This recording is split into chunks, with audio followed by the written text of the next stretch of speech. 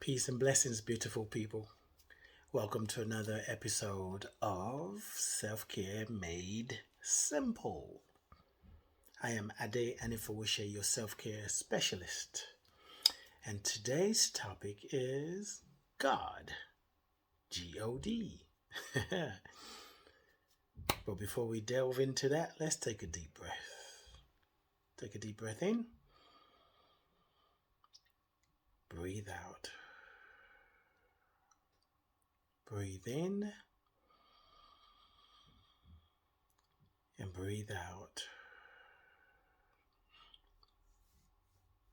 Now, as you take another deep breath, I want you to think of the God of your own understanding and allow what is true for you to rise up without forcing it, just making the space for it to rise up, setting the intention. Okay? Let's take a deep breath in.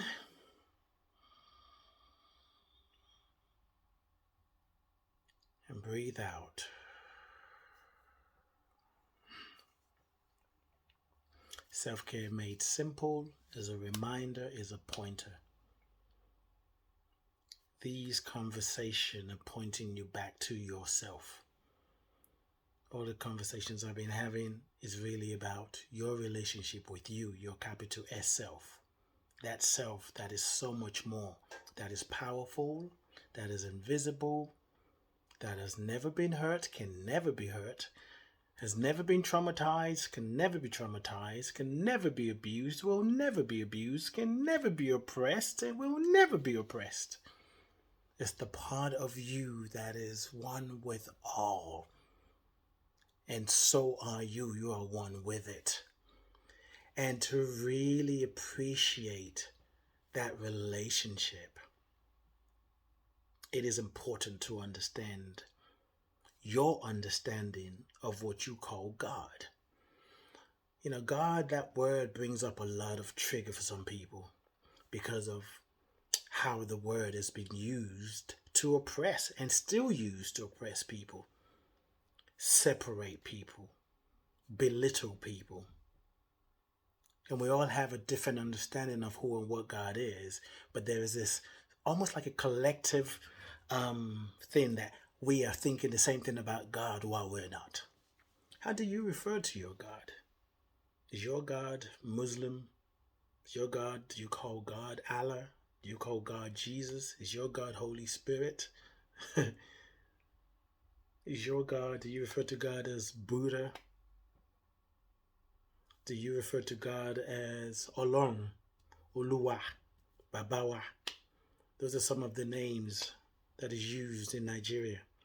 However, whatever name you call your God, it is important for you to also ask yourself, are you in a transactional relationship with God? A transactional relationship is where you buy into the idea that if I do A, B, C, D, God will do E, F, G, H.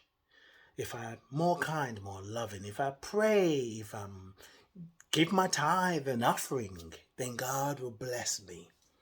Transactional. If you're triggered by what I'm saying, good. If you're not triggered by what I'm saying, good. Is your God the universe? Is your God nature? Now, you could be in a transactional relationship or you can be in a sacred relationship. Sacred relationship, it's knowing and recognizing and living from the place that everything belongs. That you are in God, God is in you. There is no spot where God is not. So where you are, God is, the universe is, the divine is, Jesus is, Muhammad is. It's all a never-ending story, interpretation of the one that cannot be defined, even though we try to define it. Sometimes you may be in a transactional relationship and other times you're in a sacred relationship. We do that with ourselves, we do that with others. And when you can cultivate a relationship with your understanding of who and what God is, and it's harmonious, it lifts you up, and your understanding empowers you to see that you are worthy, oh yeah, connecting with your capital S self will be a piece of cake. Because your capital S self is a bridge, but it's not. It's all the same. Abraham Hicks calls the capital S self your inner being. What kind of relationship are you in with God, the universe, the divine? Is it transactional or is it sacred? Lean more to the sacred and you see that everything belongs. Pick up a copy of my book if you haven't. Spiritual Appetizers for the Soul. All the downloads in there, messages are returning you back to the divine, the great I am, God. I love you. I bless you. I appreciate you. And I thank God. I don't know what's going on today. And I thank God for you. Peace and blessings. Keep breathing.